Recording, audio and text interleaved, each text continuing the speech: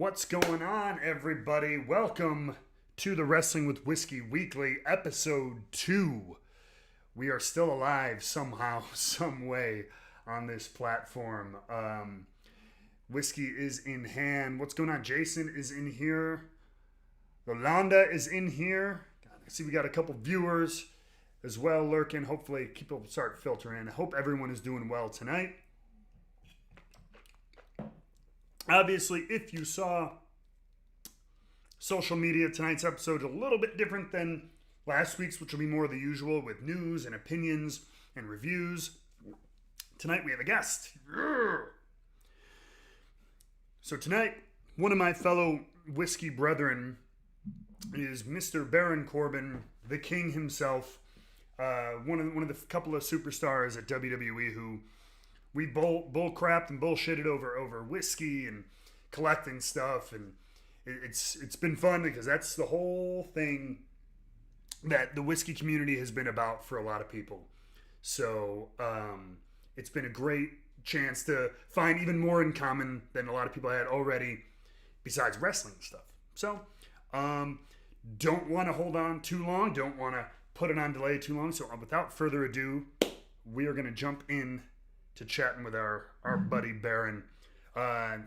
Yes, LJ in here, Arcanus, yes, Tony, James.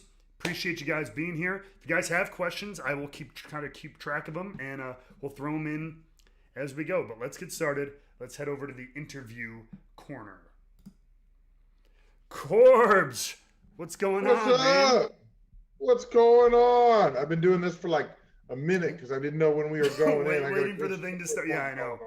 First time doing the video like this. How you doing, buddy? Oh, my dog just farted and it stinks. Dude, dog farts are the worst.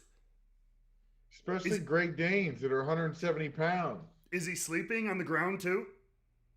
He's laying right next to me on the floor. Dude, when they're asleep, like our dog, when they're sitting on the couch, it's just laying there, silent but deadly, like a mother. It just hits you. We'll bring him in. We'll bring him in for a quick cameo. There we go.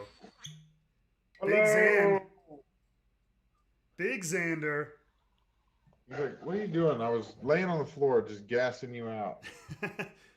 Crop dust in the room. Go lay down. But yes, I am here. Yes.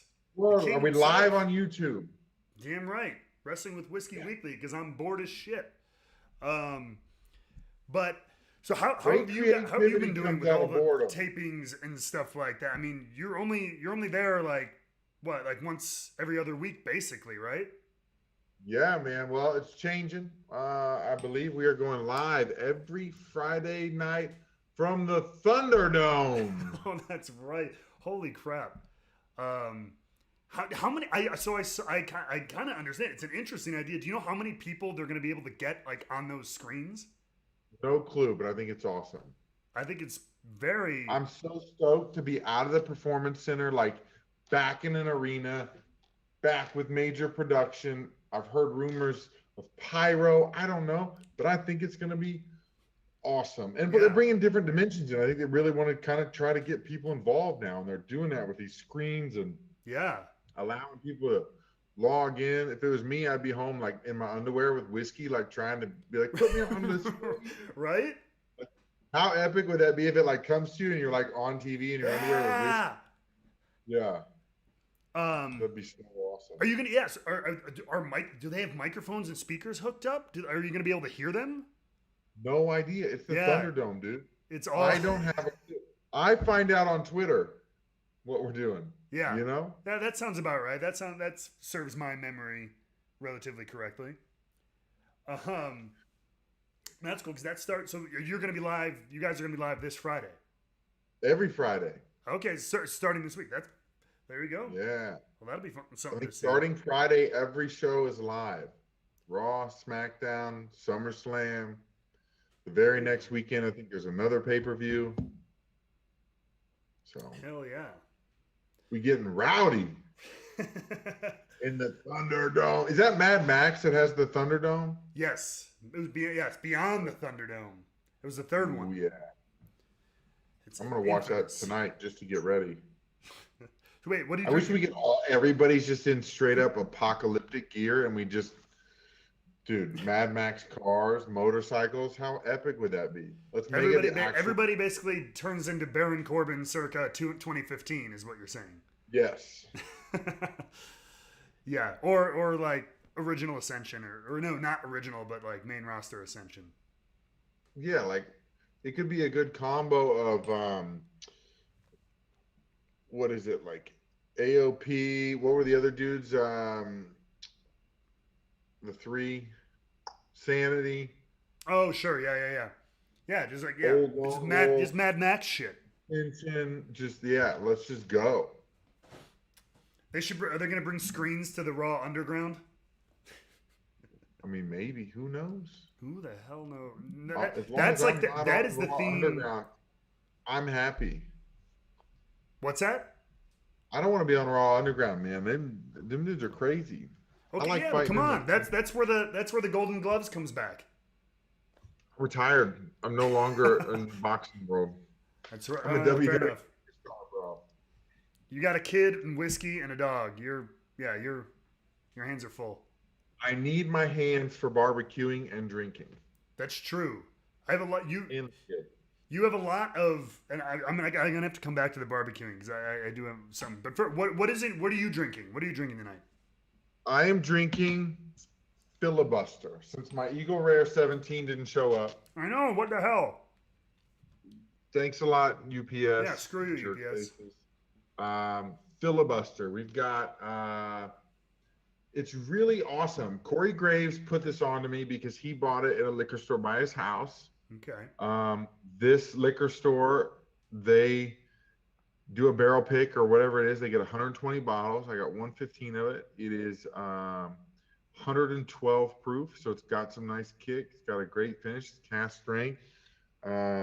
It's finished in the French oak barrels, obviously following bourbon standards. It started in the brand new oak barrels, and then they give it some different flavors.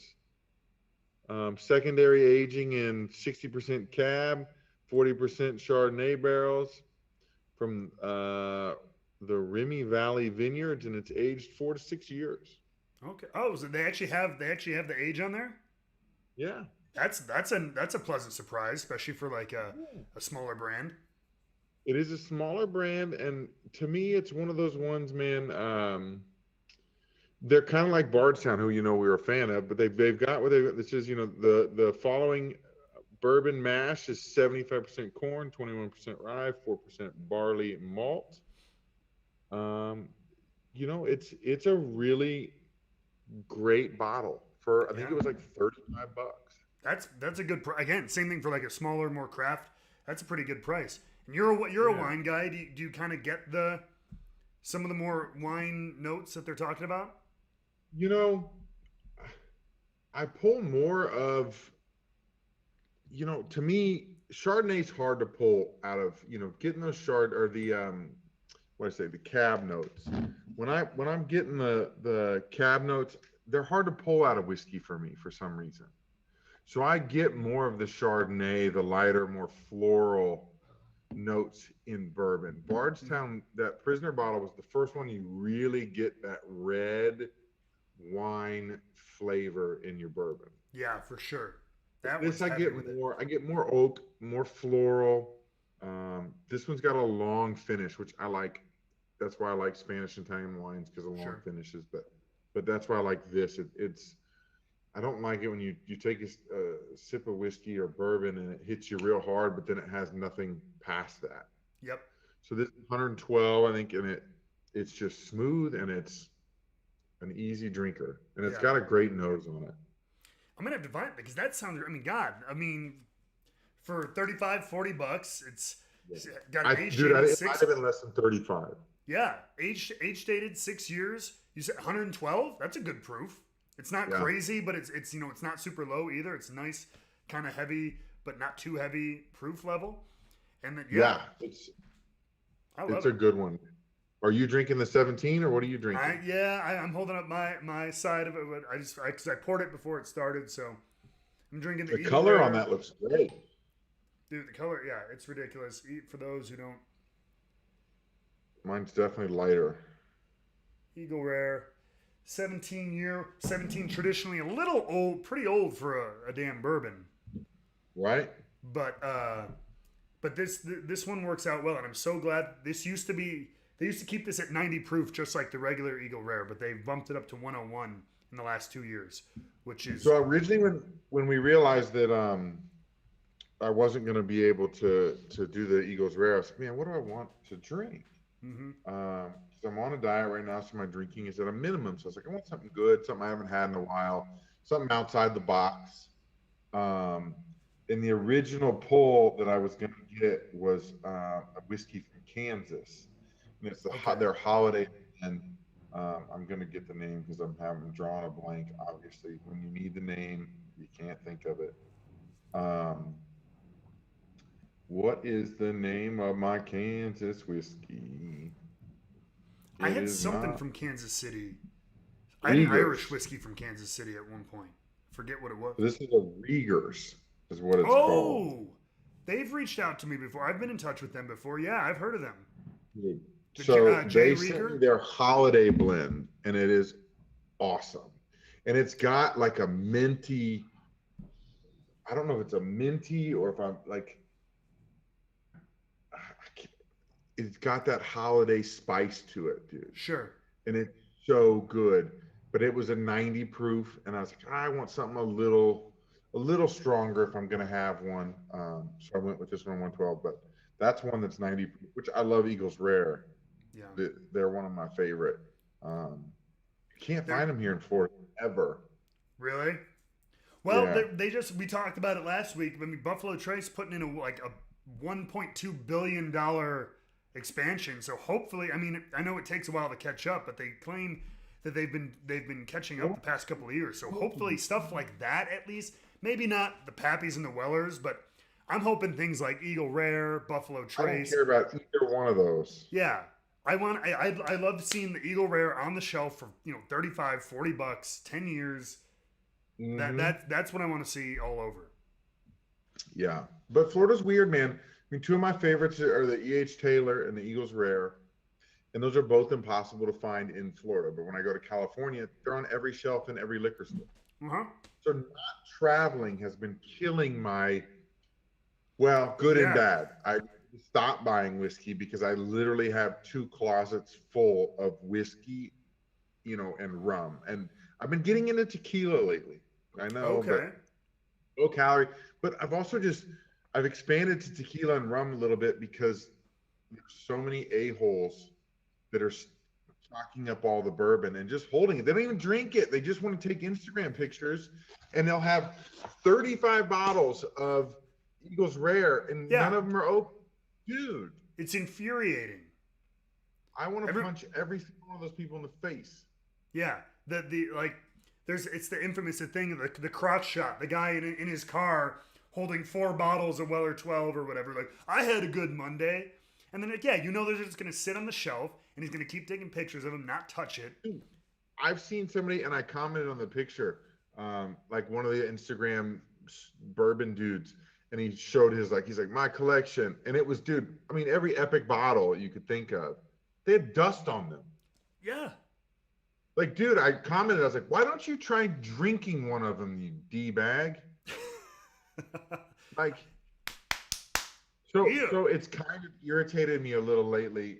So I've expanded, and I love rum, but I've been kind of on some rum quest of finding different rums, and then now I'm in that tequila world, man. I've Dude, only got like 3 or 4 tequilas I like because I don't like real buttery. Like everybody's like 1942 is a jam. yeah. Don't really. So Do you mainly go for like what is it, like the añejo, like the aged ones, or do you go clear I too? like those, and those are smoky, man. Those give me almost like Especially the like if you ever like have you had mezcal? mezcal. They're smoky, and I love that. But there's one that's like Clase Azul. It's a green and blue ceramic bottle. Best Okay, tequila, and it's pricey. It's $100 a bottle, worth every cent. So I've been gotcha. bourbon. It's the same as the Rolex people, man. You can't find a Submariner Rolex right now because all these a-holes buy them all up to Yep. sell them because they're so overpriced right now. And I'm like, dude, Mm-hmm. I hate all of I buy So bourbon and watches to wear and drink them. somebody's If asking you me, asking you, what kind of rum? Like, what are some of the favorite rums you got? Because I've gotten into rum too, and it is that's a nice growing category too, with some really like well crafted rums. Again, it's not just like Malibu and Captain Morgan. Nope. And I don't Um, touch any of those. yeah, No what kind of stuff Bacardi. do you like? So Zacapa, everything by Zacapa. They make a 32 or 23. I'm sorry, 23. They make Zacapa XO. They're both incredible. And then if Okay, you want like my absolute favorite is Diplomatico. It's in a green bottle. I've heard of It's them. 35 bucks. It's one of the best rums on the shelf, hands down. But then I've been on a quest because they have like super rare bottles, like a single barrel, and like all these really awesome bottles that Diplomatico does. I've got 5 different years from them. I've got like a 2004 that I found in Paris. I've got a 2005. Like these are phenomenal vintage rums, and they are Yeah. awesome. Okay. And I Have you had like some of anything? them. Like I just picked up one, Sweeney and Todd. They make an 18, a 23, a 25. But I just found their XO, which is like a crazy high end bottle. Dude, it almost tasted like a bourbon. It was like Really? it was like sweet. It had like the that bourbon, vanilla, caramel. But then it finished like hot, like a good high proof bourbon. It was awesome. That's pretty cool. I love that. There's some of these because I know there's a store here in Chicago that does single. They do great whiskey picks, but they do single barrel picks of not just that, but they'll do rums. They've done like tequilas that are. I think it's like Corazon will do tequilas that are The aged bourbon in finish. like Weller barrels and stuff like that. So Yeah. they got like a bourbon I've barrel got I age 'em. got the Corazon that was done in a Blanton's bottle, Yes. finished in Blanton's barrels. And it's good. It's $25. Like that's the beautiful thing about some of this stuff, man. You don't I've got $500 bottles and I've got $30 bottles that drink the same. Yep. And I mean It's they're a both lot. amazing. Don't get me wrong, a 500 bottle doesn't taste like a 35, but the quality, like, dude, you can pull four roses off the shelf at 35 bucks, and I think it's incredible drink. Absolutely. I mean, I With think that's rare to be said for a Ian lot of Taylor. things. Yeah. I mean, wine. I It's mean, just like available wine can be food. that way. There's a reason Two Buck Yeah. Chuck got such a big reputation that it did because it was like it was pretty damn good compared to even a Yeah. lot of 20, 30, $40 wines and stuff. Yeah, and you can pull like for me, like I say, I always say, like I like extremely long drinks. I want to taste the beginning, the middle, and I want the end. And like Cali wines, I don't get an end. French wines, I don't get the middle. But you get in that Italian and that Spanish for me, and that it's a roller coaster ride. But there's a bottle called Clio that is a Spanish bottle from Rioja, and dude, it's 40 bucks, and it's one of the best drinks on the planet. Dude, I remember. Yeah, I after like you started talking to me like about wines, all that stuff. We would talk about it, and I remember being on tour in Europe. And I'm not a huge wine guy. Like I don't touch it that often, but like when we were on tour, I'd want to pick up stuff from the different countries. And the wines, I got one or two bottles in Spain. Dude, They ended up being some of the best stuff we had in our collection. The best glasses and everything. They really were. table wine. Yeah, and Yeah, I always assumed like French had to be the best kind of thing, right? no, But man, some of those Spanish wines, those Spanish reds, are off the chain. yeah, dude. It's ridiculous. I mean, it's all of this stuff is so fun because of just the different profiles, the different origins, the different twists of all these. That's why I love this stuff, man. Yeah, I mean, All of and it. exactly. Depending, all those factors change depending on who's making it, where they're making it. Yeah, down to like what farm they're getting the ingredients from and all that stuff, whether it's grapes or corn or whatever it is. Somebody asked, have you ever had New Zealand wines? I have. I had a New Zealand wine actually when I was in Croatia one time. Okay. It was pretty wild, but it was Yeah. good. It's a little more earthy. Okay. I liked it. It was good. All right. Fair enough. Um, so I was thinking I'll kind of put you on the spot right here. Do it. I Um, dare you. because I was thinking, so I'm kind of flirting with the idea of starting like a wrestling with whiskey, like single barrel club kind of thing, right? Mm-hmm. And a lot of people have barrel clubs, and you know, you join, you get exclusive access to, like, it's just groups doing their own picks, and you partner with a store, and you give your club members access, right? Stuff like, it's pretty Yeah. basic. A lot of people do it, but I want to try to maybe add a twist. And if you're down, I'd love to have you jump in. Like every so often, we'll do like a pick with somebody, whether it's like a pick with you, and we can call it like the King something pick of Russell's or whatever it is, and then maybe I'll do one Oh, with yeah. Fred Minnick, and it'll be the Buffalo Trace Minnick's Madness, some bull crap like that, but kind of like extra special. You come on the pick with us and Dude, that'd help be us choose awesome. it and like make it exclusive to this group for doing single barrel Dude, picks. so down. I just think So, I'm dude, hoping. and you said Russell's. I picked up a store pick of Russell's. Incredible. Dude, I have yet to have a bad one. They are like, it's not hit or miss. That's one of the few ones that's not hit or miss. Because like I've had some so Knob Creek picks, like some so like Elijah Craig's, but man, Russell's, because even the single barrel, like just off the shelf, like not picked by anybody, is usually Yeah, 9 times out of 10 is pretty damn good. dude, 100%. But I'm in on that. I'm in to do a pick. Okay, We duly can make it noted. exclusive. The King's pick. There That'd be you awesome. go. Yes.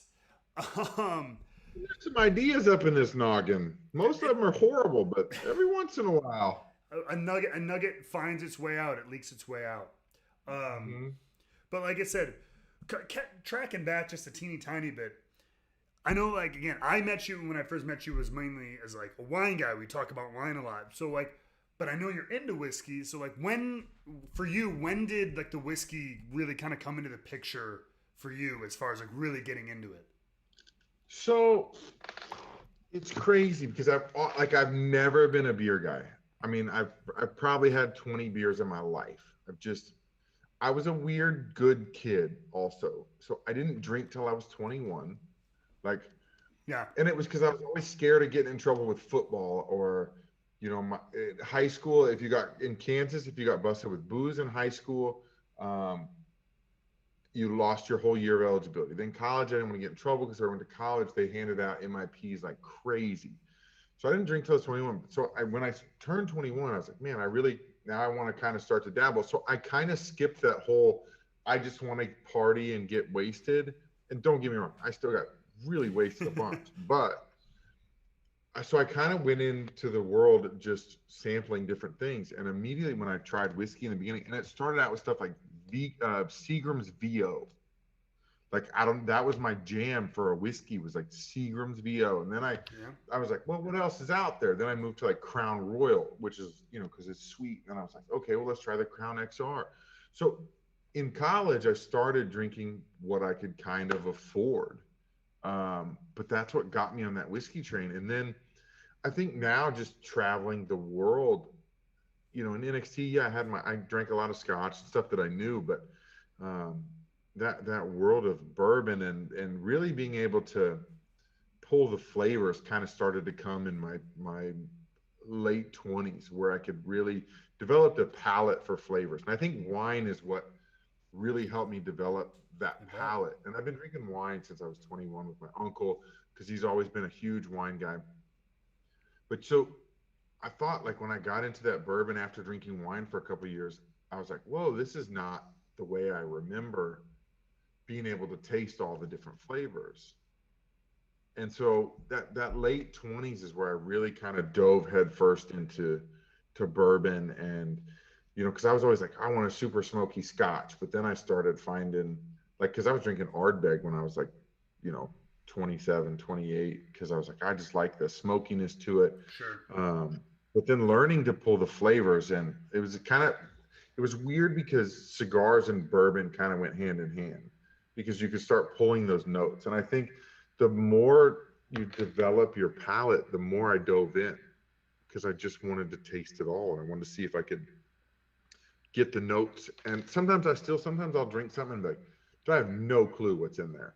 I'd be like, is it leather? And it's like, no, it's, but I think that's kind of the fun. So it's been the last probably 8 years, man, that I really dove in. and learn to taste it. Yeah. And I think it helped kind of starting my drinking later because I wasn't, for me, it was, I was drinking for the taste from since the beginning.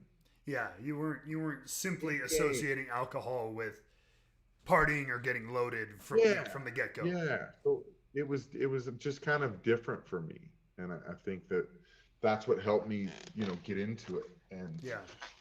then learning about when you can put the knowledge with it too of like where it comes from, how it's made, why bourbon is bourbon because of the regulations and how regulated it is. And then, like I said, it went with cigars because you'd have different cigars that have like from Honduras, you get Sure. to Nicaragua, you get to these, oh, well, that's volcanic soil versus this kind of soil. They're done at this altitude. These leaves like, and then, but it's the same with bourbon, man, because Dude. there's so many different things. The finishes, we are talking about that. I mean, bourbon all starts the same. Then you get to the finishes, the aging, where the aging. Jefferson Oceans is one of my favorites, and Jefferson Oceans is done on the boat, and you know, you can, I think you can pull the salt out of it from being on the ocean. Like, I don't know, man. It's just Yeah. No, it is it. like that's. I feel like I don't know because I've talked to a couple of guys about that. Whether it's wine or even I know a couple people who are into craft beer or you're into cigars, but like Eric Young is into cigars too, and like Yeah, as an adult, it is one of those things that like I don't know. It's just this idea of like, yeah, man, there's so many, all this stuff that can make. That's what makes this good and this not as good. Like again, like you said, ingredients, where it is. There's so many factors into these things like whiskey and cigars and wine. There's so many contributing factors, and so any one variable that's changed changes the end product. And so like there's just literally endless combinations for all of us to try. And I think that's what it feels like an endless world. So mm-hmm. like there's always shit to explore. Pardon my French, but you know what I mean? Yeah. I mean, no, 100%. And you just appreciate it, which is I think why it irritates me so much when assholes just buy it all and put it on their shelf because you're like, dude, you're not appreciating number one the hard work that goes into making this, the efforts that go into making this, Yeah. the individuality that goes into this. You're just doing it for some likes on Instagram, dude. Like, 110%. come on. I mean, that's I the we day should and I age. should make a rule if I do that bourbon club and if you buy a bottle or whatever, you have to send me a picture of it opened, or else you're not getting the next one.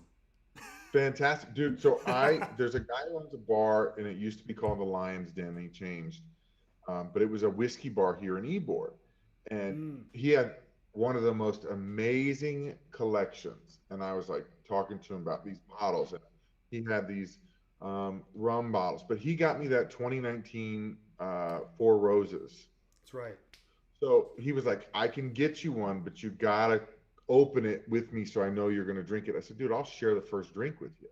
Because that's what this is about, man. This is about people sitting around and going, man, this is good. Do you take this? Yeah. And then like it leads into great stories and great times. It's the company with it. And I'm going, yeah, man, that's probably been one of my favorite bottles I've ever tried. And the first night I got it, and I got it with him. I cracked it open, poured four glasses, my wife, his wife, him, and we sat and enjoyed a couple drinks.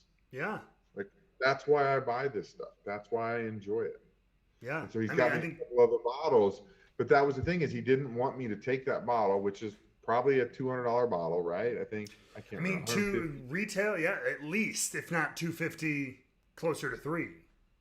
And then it's going for 1,000 on the secondary market. Yep. And I appreciate what he did, where he's like, I'm not going to sell it to these people that just go out and flip it. Exactly. No, that's the cool thing, and it's and like you said, it's one of your favorites. And I mean, damn, don't get me wrong, that's a good damn bottle. But a lot It of it is. has just like almost anything in life, like because of the attachment you place on it, because of the time you had when you first had it, or whatever. That's probably what that makes it just as good as the taste itself, if not 100%. just makes it better. Yes, 100%. Um, So before we kind of go, like you brought it up, and like this is something I did kind of want to hit on, but you added in. I was going to talk about food, but you brought in cigars too. So we'll start with cigars. Have you messed around with like pairing whiskey cigars? Have you found ones that work better, or types of whiskey, or whether it's finishes or what, that work better with different cigars? 100%. Um, and here's why. The thing with, had to do a little refill. Um, the thing with cigars is when you smoke a whole cigar, they're hot. Like the smoke is hot, and it kind of first half of the cigar you can really taste a lot of the notes, but then the hotter the pull gets, you kind of it dulls your taste just a little bit.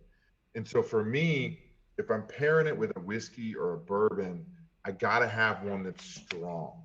I gotta have that Russell's. I gotta have, 120 proof, 130 proof.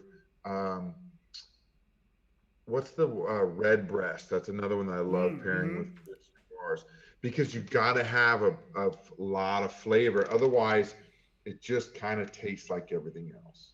So you gotta have a strong, high proof bourbon or whiskey with to pair with a cigar. It's hard unless you're smoking like super mild cigars, but I do like good medium to full body cigars. So you got to have something that can kind of hang with it. Otherwise, you just lose it and you're just drinking. Do you find, I know, like, because I've seen a lot of like people talk about certain things that pair well. Do you find like sweeter whiskeys work better to kind of cut the smoke and like tobacco of a cigar versus like something that's really rye heavy and spicy? Um, Or does it so I matter? like that spicy. No, no, 100%. If you get a Blanton's that is heavy on that vanilla, heavy on that sweetness, it is a nice kind of refreshing in between. Um, but I like that. I still like, I like the cigars um, to be that warm leather. I like that earthiness to some of them.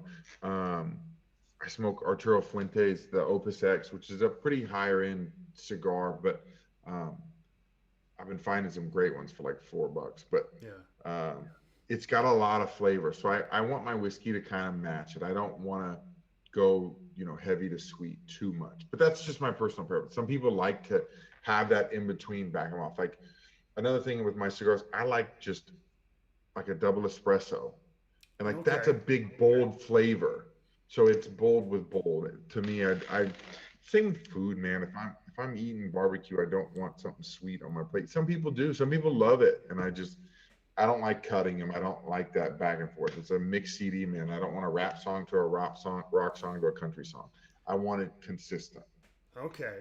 And that brings, well, that was Brain, gonna be like kind of like my next and kind of wrap up question, because like, so that's been a big thing for me lately. I feel like, so a huge trend right now in like bourbon and whiskey, and you've probably seen it too, is the idea of pairing, right? Right, whiskey and food. yes, And I've always been a little skeptical of it because I think wine I get like with your main course and stuff like that, because wine is 8, 9 top, 10% ABV, so like it doesn't fight too much with the flavor of whether it's a steak or chicken or fish or whatever it is.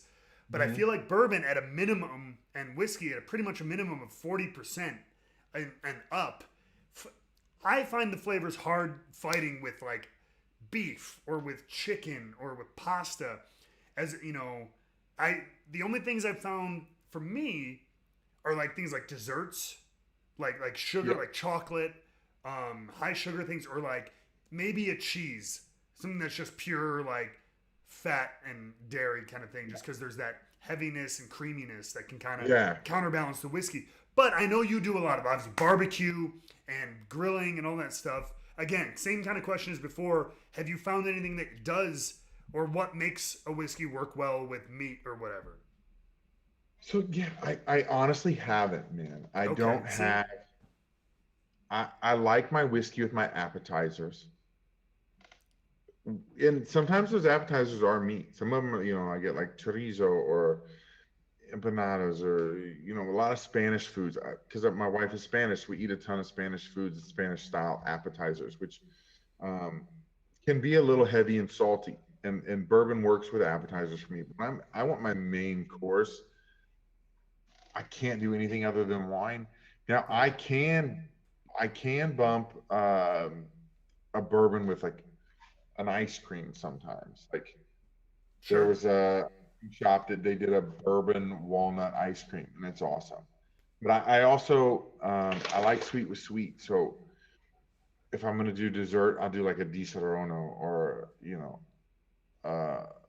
liqueur Sure. 43 at 43 that um so yeah, I just for me I can't, it's hard. Maybe with you could maybe do it with tacos or something. Something that's Sure. a little more kind of, I don't know. Yeah, to me it hasn't worked. Well, Yeah. bourbon and pizza. We'll do bourbon and pizza. But Really I'm also a pineapple on pizza guy. So interesting.